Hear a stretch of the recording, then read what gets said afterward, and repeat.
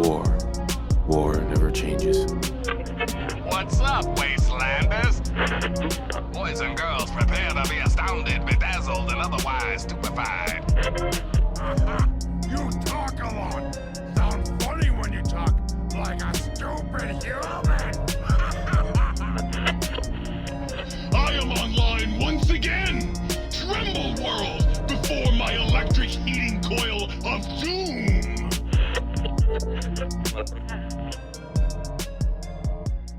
What's up, Wastelanders? Hello and welcome to Tapes from the Wastes, a Fallout fan show bringing you reactions, news, gameplay, lore talk, and all things Fallout. Whoa, excuse me. My voice went really croaky at the end there. I almost completely messed up that intro. I was halfway through the sentence and I was... You know when your brain does that thing where you're just like, I have no idea what I'm saying or why I'm saying. Yeah, just had a weird brain moment, but I got through it. This is Tapes from the Waste. We are back for another episode. I am one of your hosts, KDB, and as always, later you will hear from my co-host, Eric, aka Sulior. Now, it's been a little while since the last episode. We try to generally get an episode out every month, and this has been... we're pushing 2 months, I think, since the previous episode, which I do apologise for.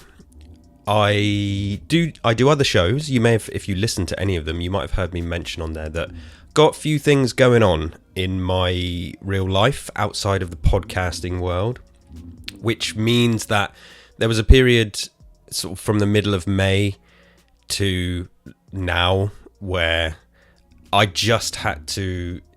my time became very, very limited.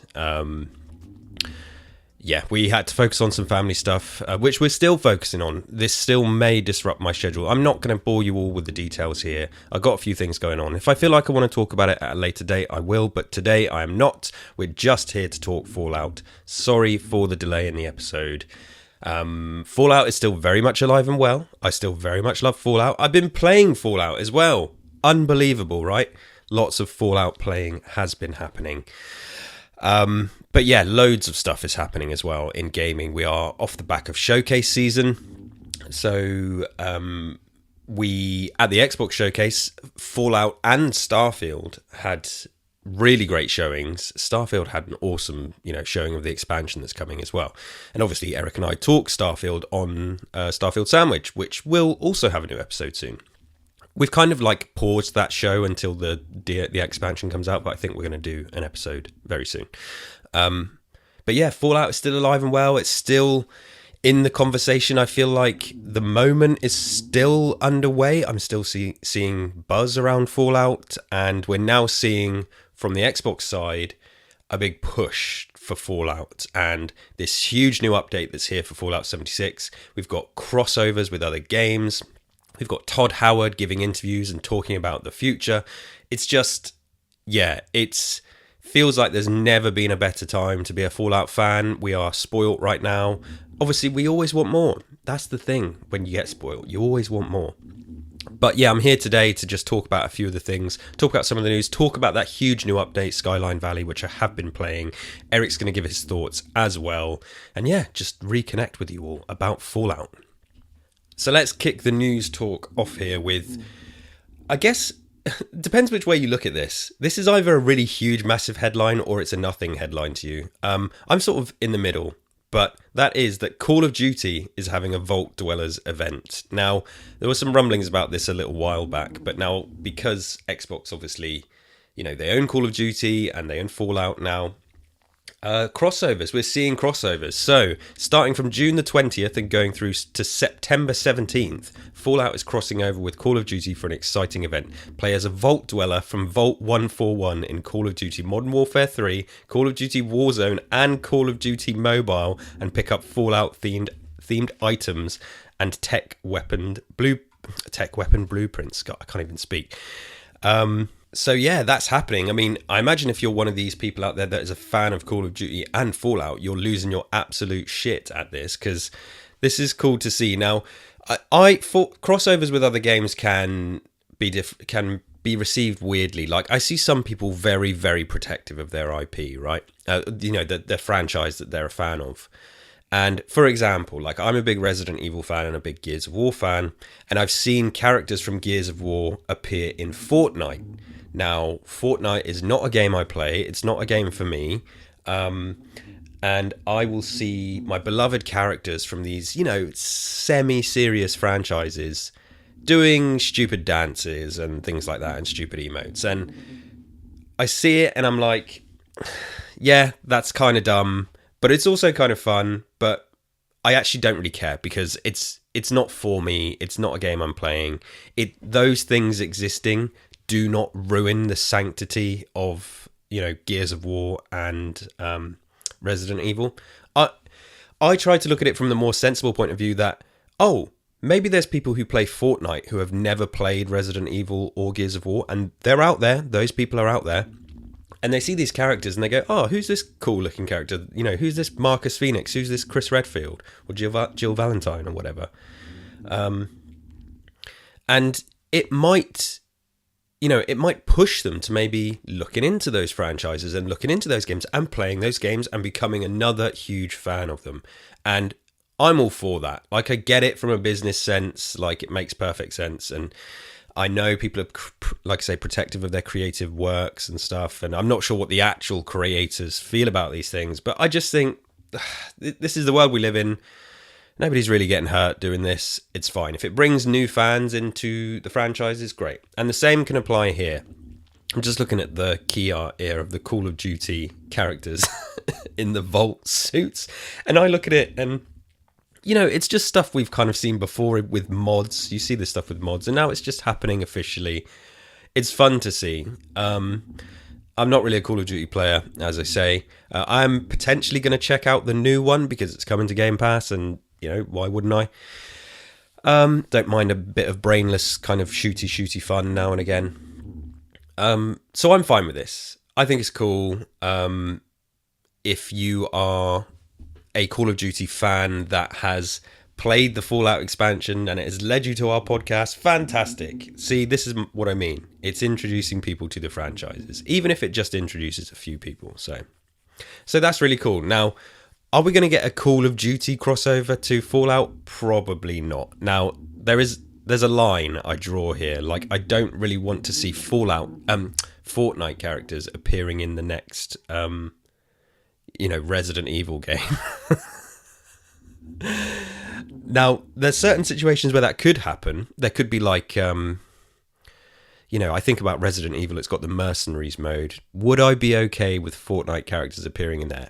Not really. Not really, but I could probably let it go as long as they don't go anywhere near the kind of main campaign sort of deal. Anyway, so yeah, there's that bit of news. Call of Duty and Fallout have now crossed over. Yeah, get excited, I suppose. I'm not gonna check it out for the podcast. There's a trailer for it. I've watched it. I've seen enough. I get it. Yeah, maybe if those skins cross over to the new Call of Duty, I will pick them up. Looking forward to it. Right. Also, so Todd Howard did an interview. He did an interview with Mr. Matty Plays. Now, I'm not going to dissect the whole thing here. Lots of people out there have already done that. I just wanted to quickly touch on it. I highly recommend you go and watch the full, nearly hour-long video with Todd Howard on Mr. Matty Plays' channel. I'm a big fan of Mr. Matty Plays. I consume his content anyway, and so it was cool to see that pop up on my YouTube feed, and to see this content creator that I believe is authentic and puts in a decent amount of work to what he does and kind of deserves his success, being, validated with an interview with the big man, with God Howard. So that was really cool to see. A few of the main takeaways that kind of concern us. Todd said that Fallout 76 is being supported for many years going forward, which is... It's so funny to think a couple of years ago, I was very much of the position. And Matty himself said this as well. He was like, he thought he could see signs of Fallout 76 winding down. I think it was after year 3 or something. But then we got a bit of a boost. And when, who was the studio? Was it when Double 11 came on to help out? It was no, we've got a 5-year roadmap. And now Todd Howard is talking about beyond that. Elder Scrolls Online is celebrating its 10th year. seems like no, with all the excitement around Fallout, this is what's going to happen. They're building more into 76 and they're going to continue to support it for years going forward. And very specifically, which got me very excited, is Todd Howard said that basically Matty asked him about is the updates going to be expeditions or is it going to be more story and, you know, location expansions and stuff. I'm paraphrasing here. Do go and watch the video. And Todd basically reacted to expeditions and he was like, I think he said expeditions are fine or they're okay. He was very muted in his response to expeditions. Jesus, Kelsey, get it together. I told you, I've got some shit going on. My mind is racing right now. So yeah, he said expeditions are fine. So confirmed, Todd Howard hates expeditions. The same as me. I'm joking. I don't really hate them. But he basically said they're leaning more towards these Skyline Valley type expansions and the, you know, the America's Playground that they just did. That is more exciting and that is music to my ears. That is what I want to hear. I'm not a big fan of the expeditions. We have been spoilt this year to get basically effectively two location/story drops in 2024 so far. That is brilliant. And of course they're different within themselves. One is just the expedition's location slightly expanded in terms of adding characters and a couple of quests and stuff and enemies. But you can explore them freely and do things and, you know, explore the casino and stuff, which I really enjoyed. And there was the new quest line that they added. And then Skyline Valley is a little bit different. It's a huge new expansion to the current map with new enemies and new events, new quests, a whole bunch of lore and story added to Fallout in a big way. Like, it's one of the biggest updates they've done since, you know, Steel Dawn, Steel Rain, all that Brotherhood of Steel stuff. And yeah, Todd was basically implying that this is the more exciting stuff, and that's fantastic. That's going to keep me playing. I'm not a Fallout 76 lifer. I'm not playing it every single day. I come back and I play it for the big updates. And if I'm kind of bored and I don't have anything else going on, I might jump back in and do some grinding and check out the scoreboard, or, well, it's not scoreboard anymore, but, you know, the season. So yeah, so for me, who doesn't necessarily play with big groups either, this is perfect. And yeah, I'm so happy to hear Todd say that. He doesn't direct 76, right? That's not his role, but he obviously has some sway, I suppose. But it feels like a lot of work now is going into delivering a Fallout experience that people really enjoy, that doesn't necessarily rely on people wanting to play expeditions all the time. And he talked about the community and how nice they are, and he's so right about that. We all know it. If you're listening to this and you're embedded in the Fallout community, you know it's one of the best out there. You know, it does blow me away constantly how kind people are, how different it is to other communities that I'm involved in.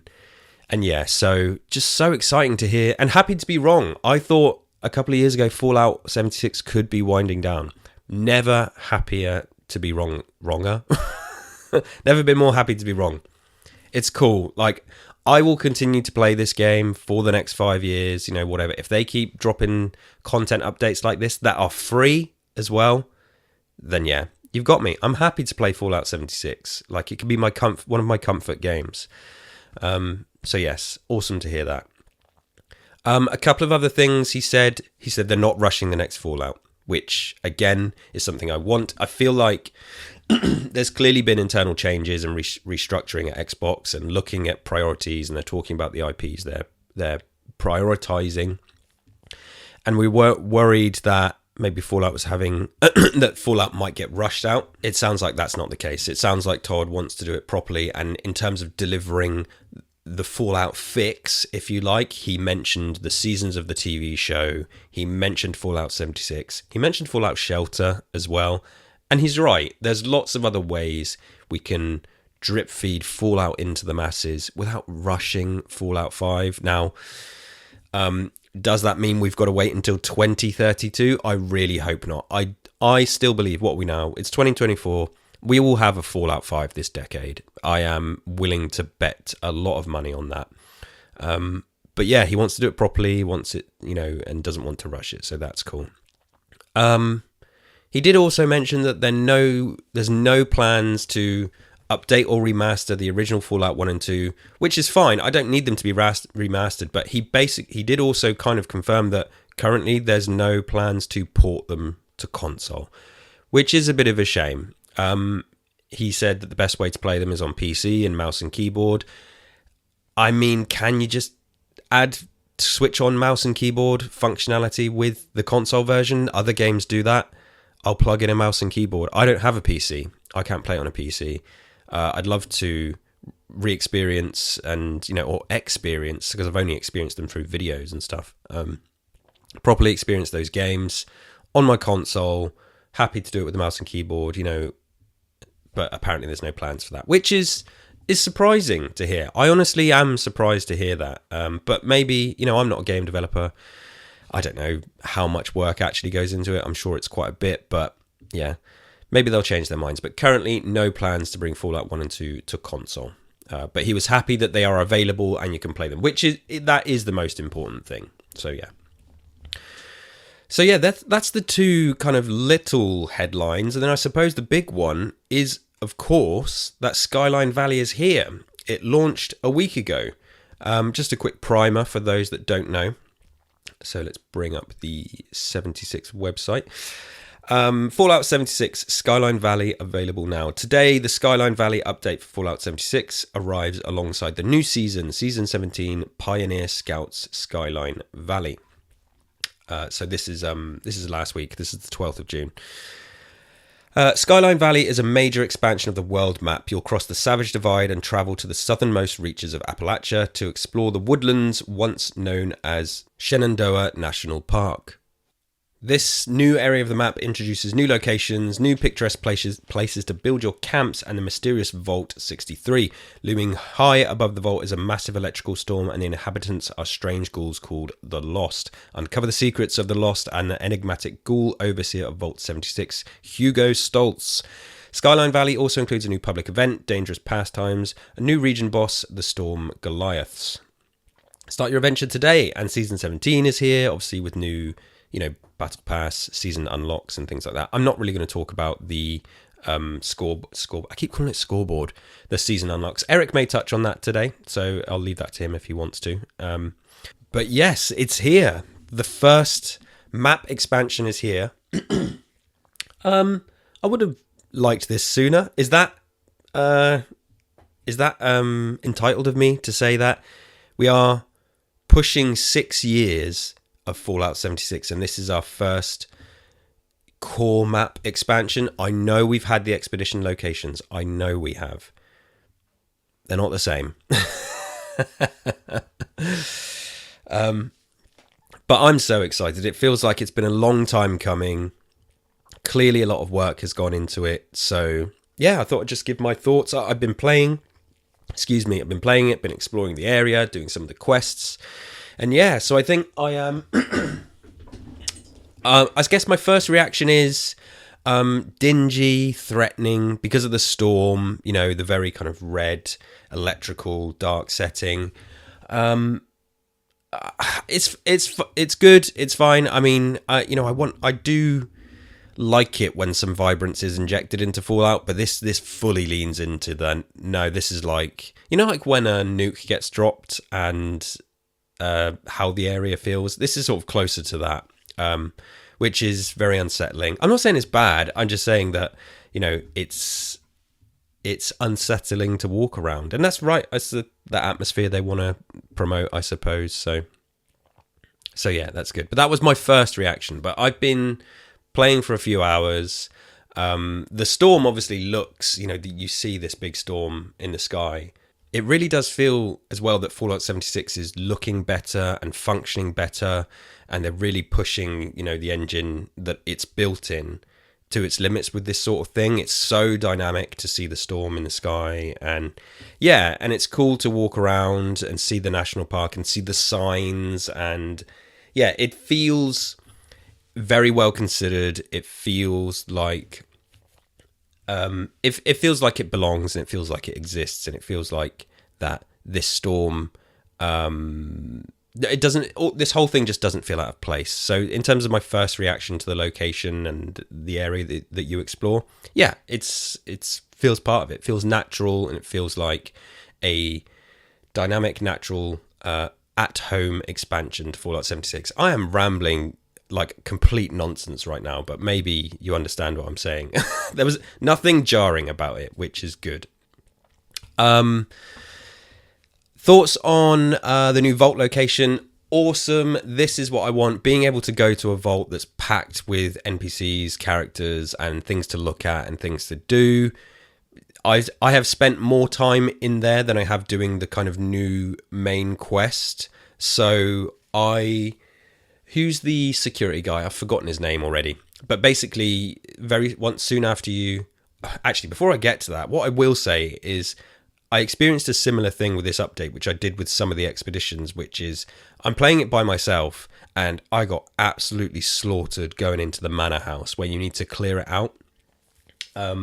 Yeah, I had to try that a couple of times because these lost ghouls, they are gnarly. They really do come for you, and I got torn apart a couple of times. But I got through it in the end and made my way downstairs into the vault.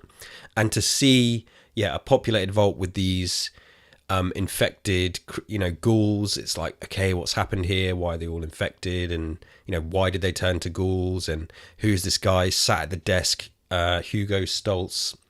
I took a couple of screenshots, and I think I shared one on the Tapes Twitter account because I was like, this is fucking awesome. The way his eyes are just lit up, and the way that the light is coming through the shutters behind him on the desk. Awesome. Like, it was just kind of like, as I was going through, it was like tick, tick, tick, tick, tick. Really, really enjoying it. And then meeting the characters and meeting the security guard. And I basically I spent some time doing the errands that he gives you. So I did those and just kind of familiarized myself with what's happening in the vault. And then I had to do a quest line. I'm not going to give any spoilers here, but there's a quest line where you have to effectively go rescue Hilda. Now, Hilda is the lady who you hear through the intercom that basically tells you to come to the vault. So, and then there's a quest that involves her, which had some wicked stuff on, and a couple more screenshots towards the end of that as well, which blew my mind. This felt the most grandiose that Fallout 76 has felt since maybe I guess the Steel Dawn and Steel Rain updates. Stuff where you're dealing with the Enclave as well. It just, towards the end of that quest with Hilda, where you see what she's doing and what's going on, it was like, whoa, okay, this is nuts. So, really, really, really loved that. And I've done a little bit more since then. I haven't finished all the quest lines yet. I'm going to play some more this weekend. I have a couple of days off work, and it's my birthday this weekend, and I'm hoping to get some Fallout 76 playtime in. But just so far, so good. I'm like, this is more like it, As I mentioned earlier, the expedition's up for me. This is what I want. This is bringing me back to Fallout. And, I'm so excited. I'm like, maybe I'll buy some atoms, and maybe I'll really focus on the season because I, because I'm playing it more. I feel like my time and money would be valued more in getting involved with that side of the game as well, the service nature of it. And just getting all this new lore addition. And I will say, these lost characters, they are the ghouls. It felt like after Fallout 3, when we got into Fallout 4 and 76, when we got feral ghouls and stuff like that, the ghouls became a bit more passive and less interesting to me. This is the most interesting ghouls have been in a long time. I think the design of them with the eyes and the electricity and the sort of puffing into smoke and puffing into dust, which is a little bit, it's kind of silly. But I don't know. It just feels like it's an injection into the Fallout lore, and because this is the first time they've appeared, right? As I've said before in the show, I'm not a Fallout lore expert. We try to educate ourselves as much as we can, but I don't remember these guys. There may have been some hints towards them, but seeing them in action, it's like, it's making me sit up and take notice and be interested in the experiments and what's going on and why this has happened. And I've not finished this quest line yet, so I've just got the stuff from Hilda and from Hugo, a bit about what's going on and why, and if there's any way to save them or cure these people and stuff. I've got all these questions. But in terms of ghouls and giving something to the ghouls, and ghouls are a hot topic right now, as you know, because of the Fallout TV show and the fact that you're going to be able to play as a ghoul finally next year in Fallout.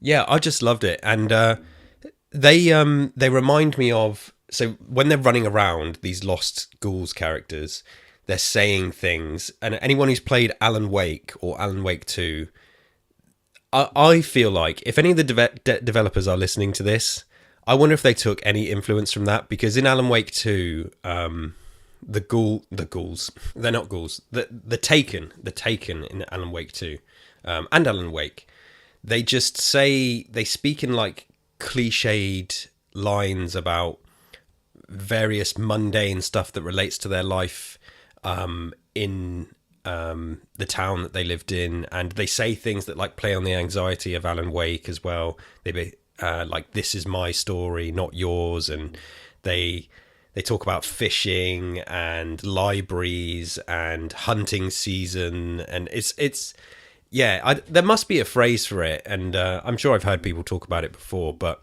I just got that vibe from the Lost, and they're saying things, they're referencing the storm, and they're referencing like darkness and ghosts, and it's like, it's not this exactly the same deal, but just it was the kind of tone of it and the way that they're just shouting these things as they come for you that seem a bit like they've lost their minds, but also, is it real? And I don't know, it's just, I really, really loved that. And maybe it's just because Alan Wake is fresh in my mind, but and I'm not complaining, like I'm not saying it's like a rip-off or anything. I love the style. I thought the enemies in Alan Wake 2 were awesome, and I love the Lost enemies here, like really, really good.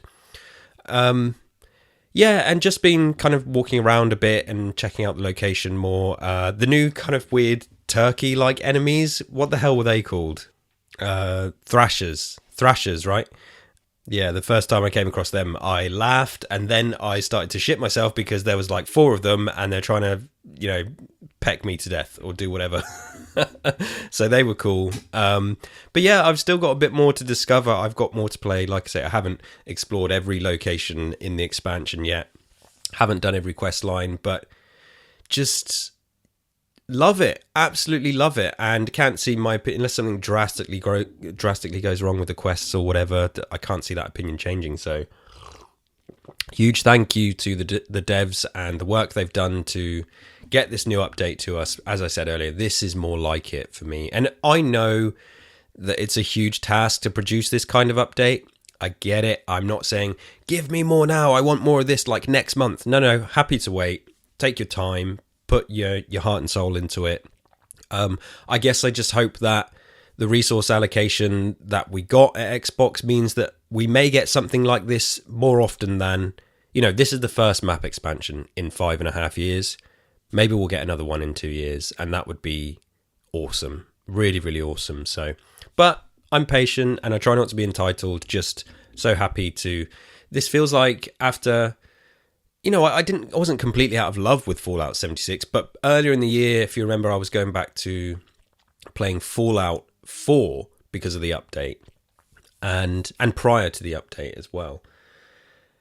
And 76 was like, I'm not really into the expeditions and stuff, but to get America's Playground and to get Skyline Valley is like, yes, this is now the games like in my rotation of my, the 4 or 5 games that I'm playing. And just really happy for the Fallout fans and the Fallout community. As always, we are just a small corner of it. I see everyone putting their lives into Fallout, and it's just like to see those people kind of get their recognition for their content creation as well, and getting new followers and new people interacting with their streams and engaging with their podcasts.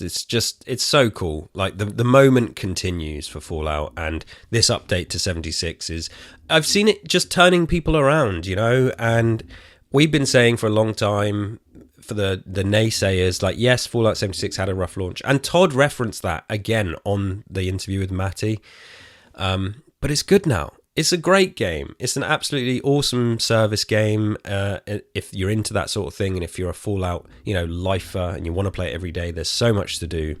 But if you're just a classic Fallout fan, and I mean like Fallout 3, really, and the stuff where I fell on board with the Fallout, with the franchise. You can play it by yourself. You don't need to play in groups. You don't need to interact with any of the service nature of the game to get a lot out of Fallout 76 right now. And there's many hours of stuff in there to do, and it's just never felt better. And yeah, beaming about it, really. Hugely positive, and the kind of stuff I really need right now, and just loving it. So, right, I'm going to pass it over to Eric. He's going to give you his thoughts, tell you all the things he's been up to. He's been doing lots of stuff, and talk about Skyline Valley and anything else he wants to talk about. I'll be back at the end for the outro. Until then, Eric, take it away.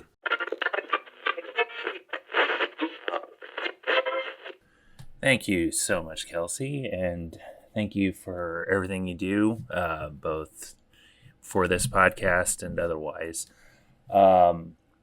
It's always interesting hearing your take on things, because our experiences with the series, and Fallout 76 in particular, are pretty different.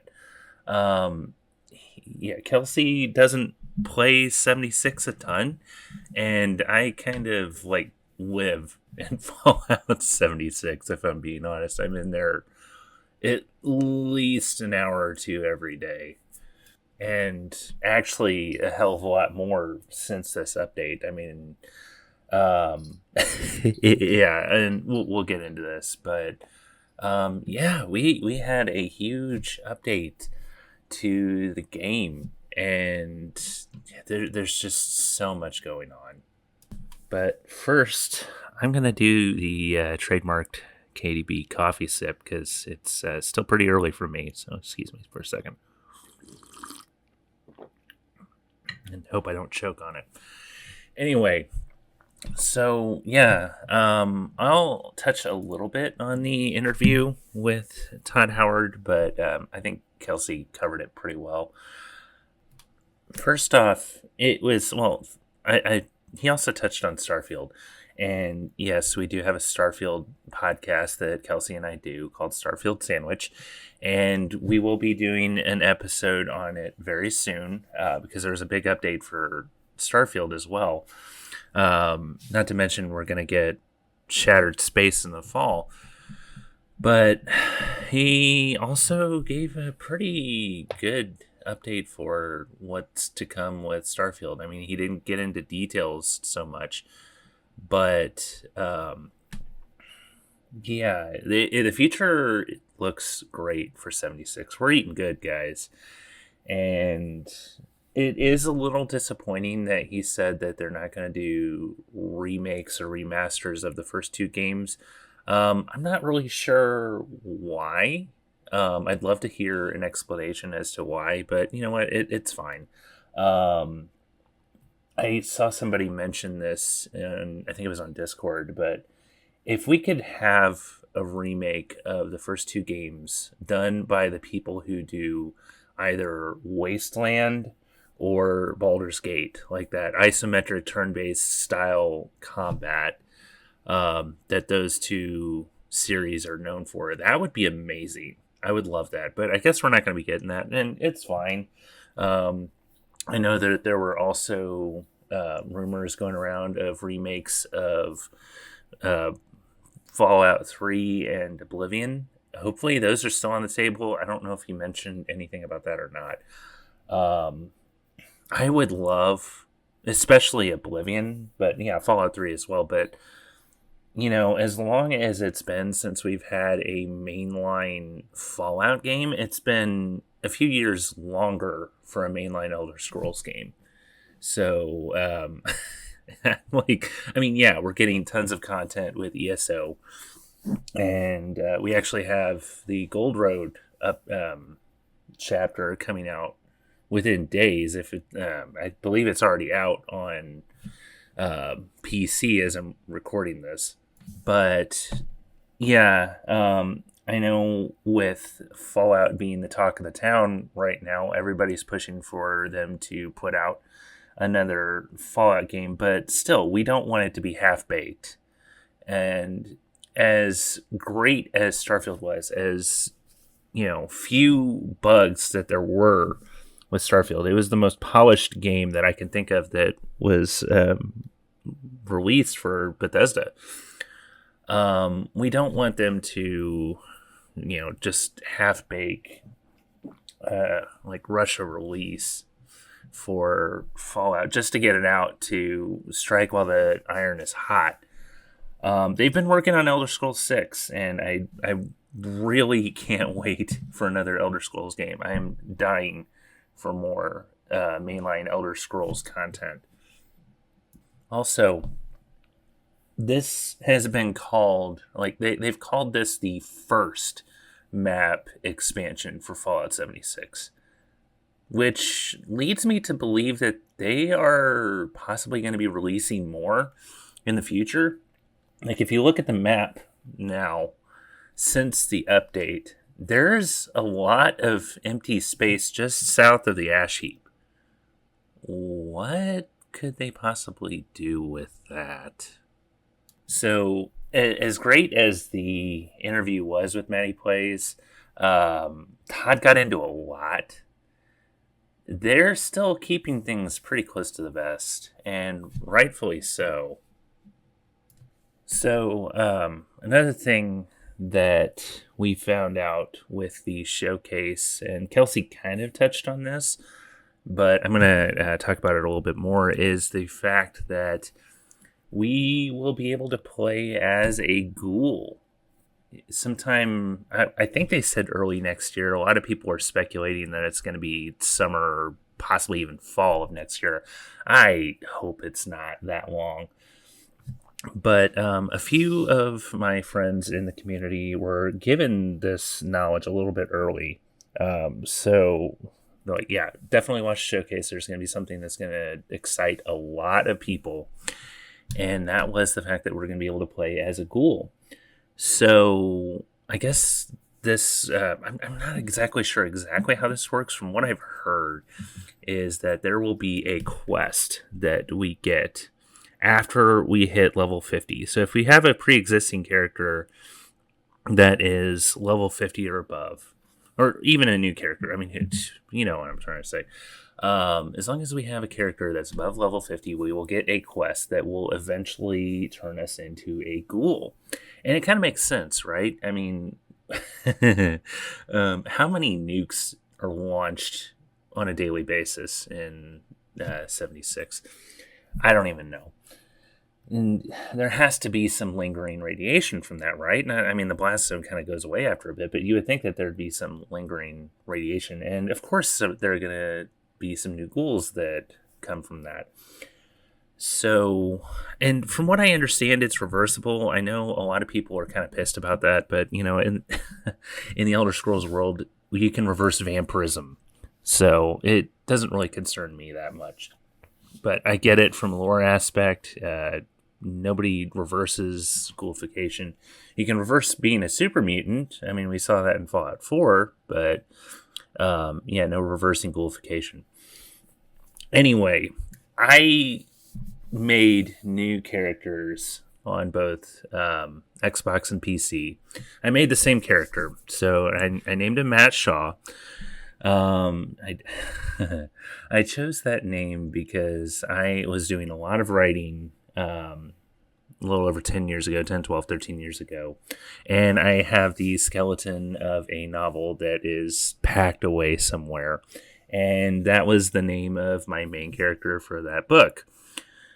So, yeah, made the same character, gave him a scar across the middle of his face, like in between his eyes. And I need to think up of a story behind that. Somebody told me that I got attacked by the Thrashers, the turkey enemies. And you know what? That's as good of as an explanation as any. So, yeah, I don't think I could do that to my main character. Although I am starting to really like this new one. I'm kind of playing him a little bit different than I do my main. But yeah, I think he looks cool. And on Xbox, I started from level 2. You're given the option of starting from level 2 when you leave the vault versus level 20. And I wanted to experience both. So for my Xbox character, I left the vault at level 2.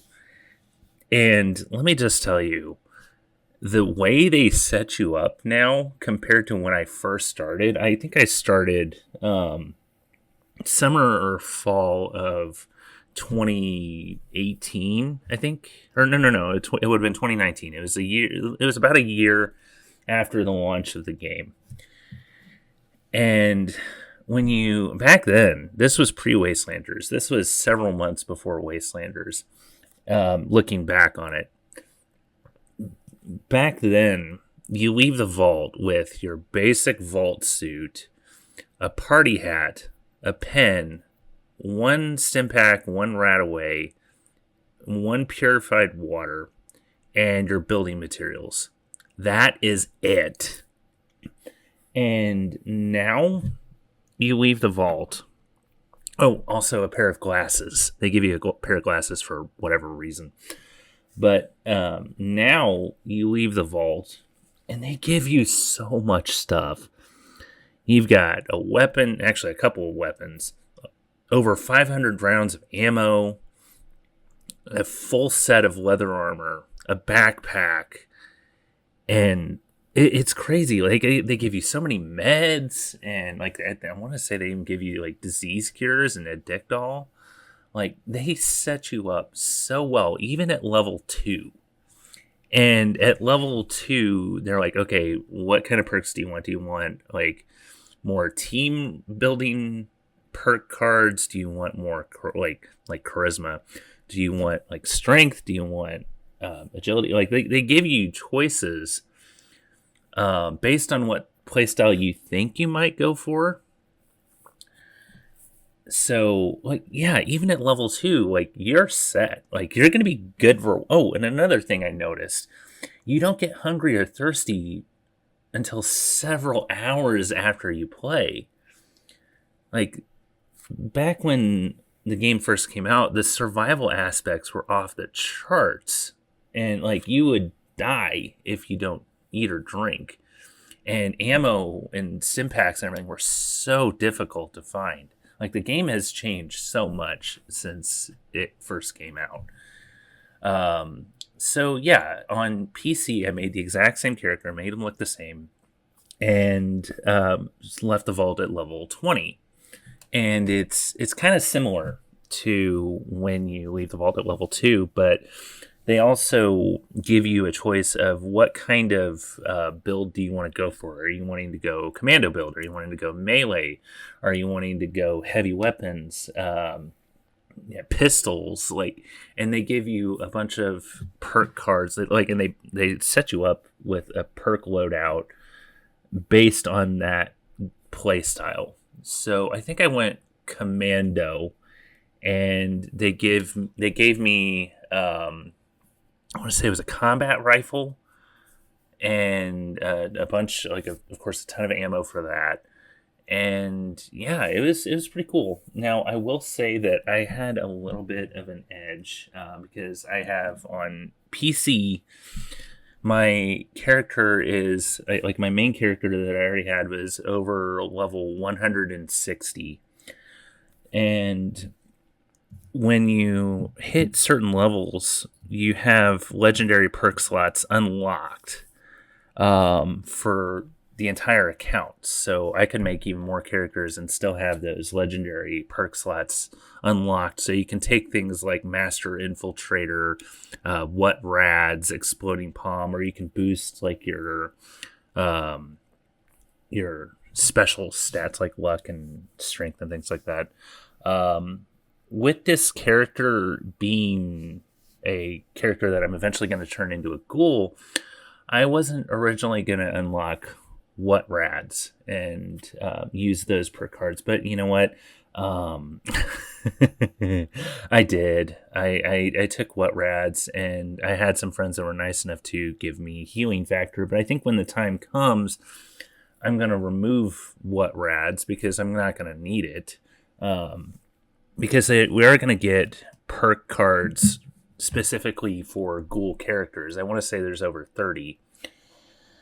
So, yeah, especially with being such a low-level character, I didn't have access to the Starch Genes perk cards. So the mutations that my friends were giving me, if I took Rad away, those would go away. And I didn't want to risk that. So I took what rads to get rid of my rads that way.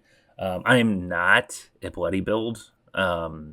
Hats off to y'all. That's not me. I don't I don't like dying every 3 seconds. So I've been running around a lot with my new characters. You've probably seen me post pictures of them on social media. Blonde guy, Western duster outfit, the ghoul outfit, essentially. Fitting enough. I'm going to ghoulify him.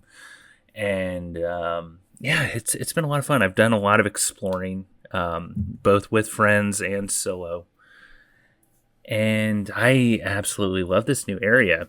Now, it is interesting because with my main, I built a cabin in the far south of the Savage Divide, right by this really lovely lake. I posted pictures of that lake with both solo and with some friends. And what's really interesting is that I saved camp slots for building in the new zone. Well, once that update hit, I was basically in that zone with that cabin.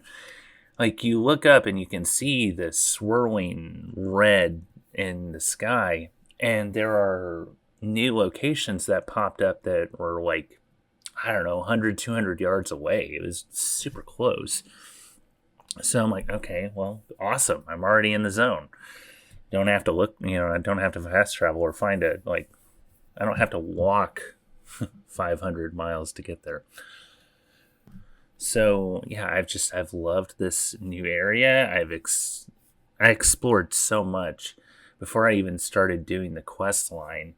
I unlocked a lot of the map before I even got the quest, or I even started the quest to find the Vault 63 door, which is in between Sutton and where the Wayward is. It's so far away from where the Vault 63 location was in the ash heap, and it must have been a hell of an explosion because you get the quest to find the door. You find this NPC named Alyssa, and she directs you to go to where Vault 63 is. Now, this was previously a vault that we couldn't explore. You could see the door, but that was it. And apparently that was only one entrance to Vault 63. The other one is in the Skyline Valley zone. And I'm not really going to get into the quests themselves, but I love the new enemies. I love the Lost. I love the creepy ass whispering that you hear them do. They keep talking even after you kill them. If you've done the hourly quest that they've had going on lately called Dangerous Pastimes, I think that's what it's called. Give me 1 second. Yes, Dangerous Pastimes. It's so creepy. What just the talking that even for 20-30 seconds after you kill them. And so that quest has been a lot of fun. The Lost drop a lot of miniguns and handmaids. So my new alt character has been running around with a handmaid because that's been the ammo that's been the most readily available. And not to mention, you get all of these handmaids and you just plop a survival tent down and you can scrap them all and learn all the mods for them. It's been good. And we have a new world boss event called Neurological Warfare. A lot of people have been freaking out about that a little bit because you hear a nuke announced and you check the map to find out where it is. And it does not show you where a blast zone is going to be. That's because there is none. There is no ground zero. The weather that we've got going on in the Skyline Valley area breaks up the nuke before it touches down. So if you check the map and you see that there's not going to be a blast zone, just be patient, wait for it to drop, and then you can fast travel to where the place or where the event is. And you get 3 giant robots that look like Registeel from the Gen 4 Pokemon games, like Diamond and Pearl. I swear to God, that was my first reaction when I saw these, and then I looked it up, and sure enough, it looks just like Registeel. And here's the thing with these. Kind of treat them like a queen, like you should treat a queen. You've got to kind of milk them for as much XP as you can get, because you take one down and then the other 2, like the remaining robots, become stronger. But also you will get enemies like you'll get some Lost that'll walk around there. You get a lot of robo brains. So if you have a daily or weekly task to cripple parts of a robo brain or a Protectron, use this event for that, guys. Just anyway, I love the new world boss. I love the new mechanics for the new quests. I love the area. I love the new enemies. I didn't really talk about the turkeys. The turkeys are not as prevalent in the new zone as I would have expected. Like, they were really ramping up the thrashers. And they're cool. Like, you can go out and find them. They're just not everywhere like you would expect. So what's really nice about these is that not all of them are hostile. So you find some, and the only ones that will attack you are the hostile versions of the thrashers. So, but if you do find some that aren't alphas, they will spit at you if you get too close. So, like, they'll kind of run away from you, and if you keep chasing them, they'll spit at you and like, hey, back off. So, but I did manage to get a picture with one of them. Who doesn't love turkeys?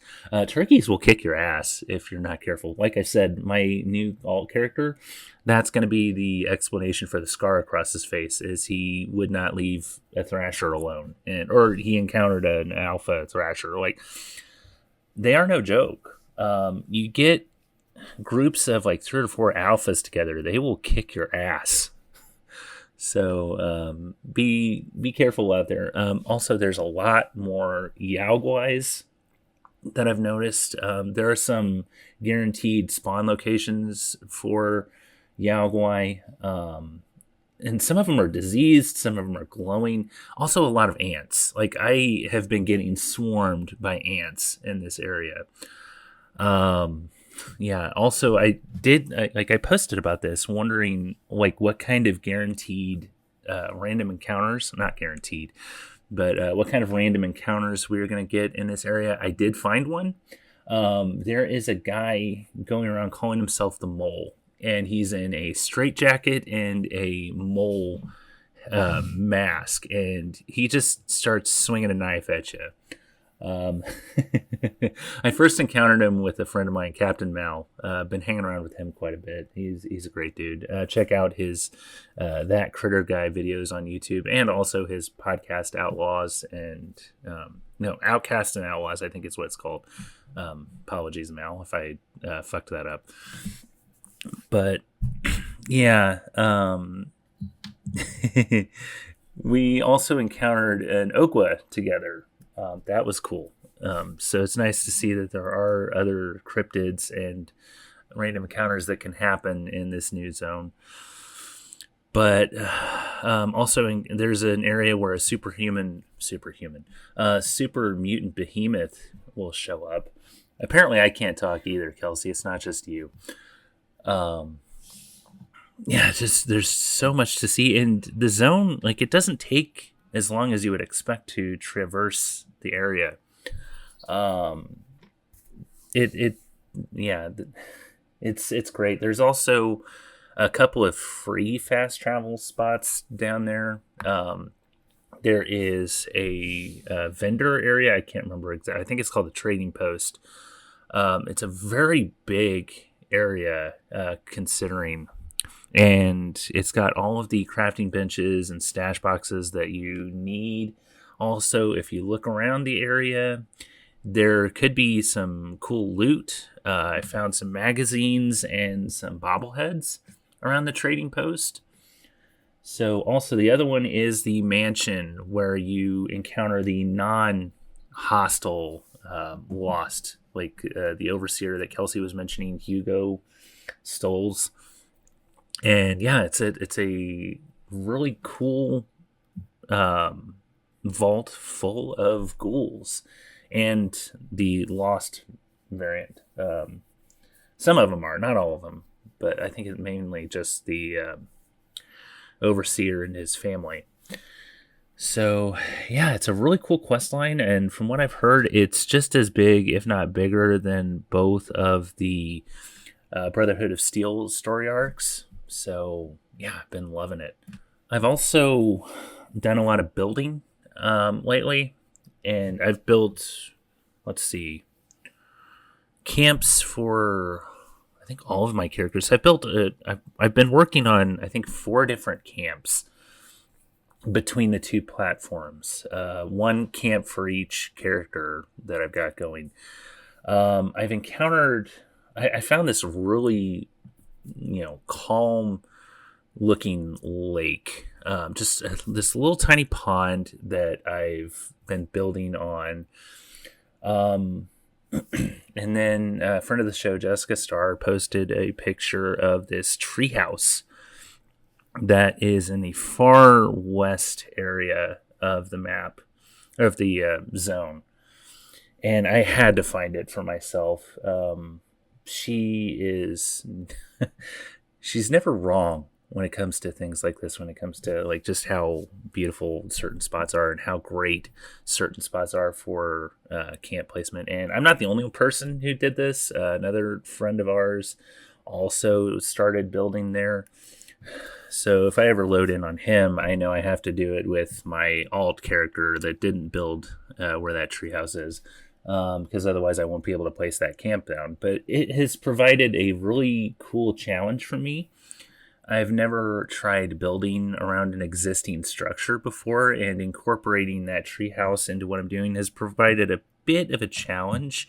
Those of you who build know what I'm talking about, where it's like if you try to build in the center part of the treehouse, stuff will appear on the roof instead.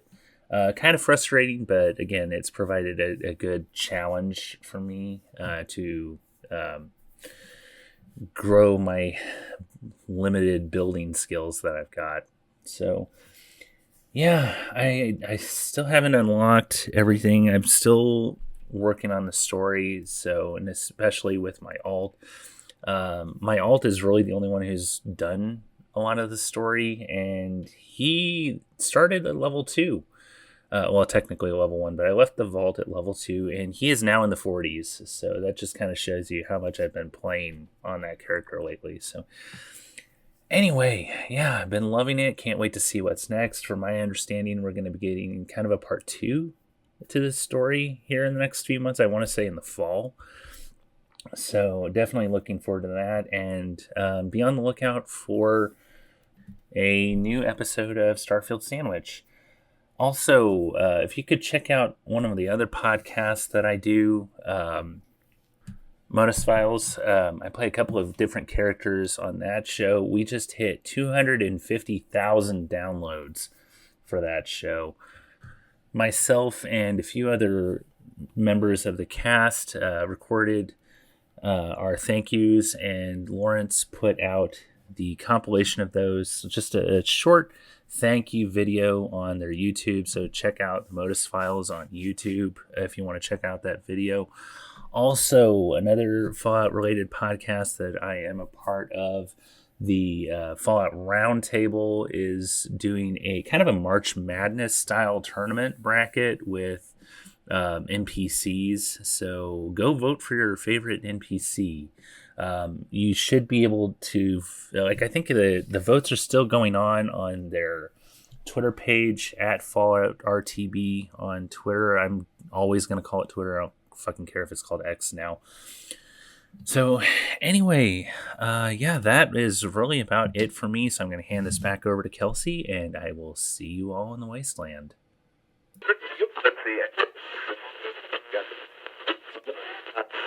Thank you, as always, to Sulior, aka Eric, aka Sulior, for his contribution to Tapes from the Wastes. Eric and I often talk, outside of the show. We're messaging each other all the time on Discord, talking about Fallout and other things, and we're, coming off the back of showcase season and what we want to do going forward. So, yeah, I promise it won't be 2 months next time until an episode. I do promise.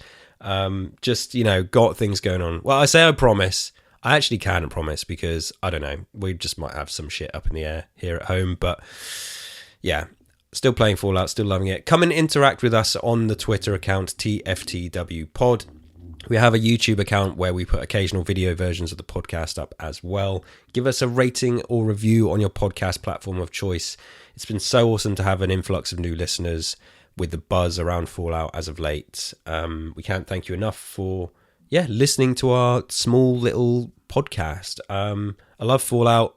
If you're listening to this, you probably do too. You can also find me on my personal Twitter at K_D_B_. Come and talk to me about Fallout. This is the stuff I want to engage with online. There's a lot of nonsense out there. Share your screenshots, share your thoughts on Skyline Valley. Do you want to be on the show and come and discuss Fallout 76 or any Fallout?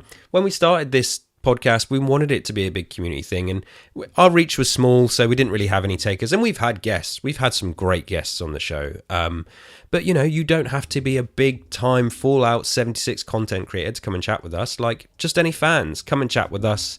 Send us a DM on Twitter. Send us a tweet. Let us know what you want to talk about, and we'd be happy to chat Fallout with you.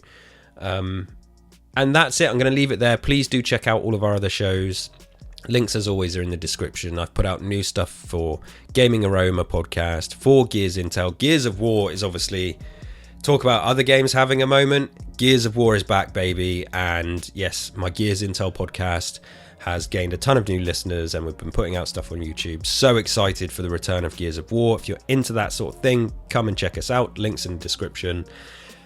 Eric will be back on it, I'm sure, with more from his Elder Scrolls podcast and Nintendo soon. We just had that big Nintendo showcase, so I know he wants to talk about that at some point. What else am I forgetting? Starfield Sandwich, all the good stuff. Right, I'm going to stop rambling. Thank you if you made it right to the end. Well done. Give yourself a pat on the back. I'm going to get back to my weekend, my long weekend off work, and my birthday, and playing some Fallout 76. Till next time, stay safe out there, Wanderers.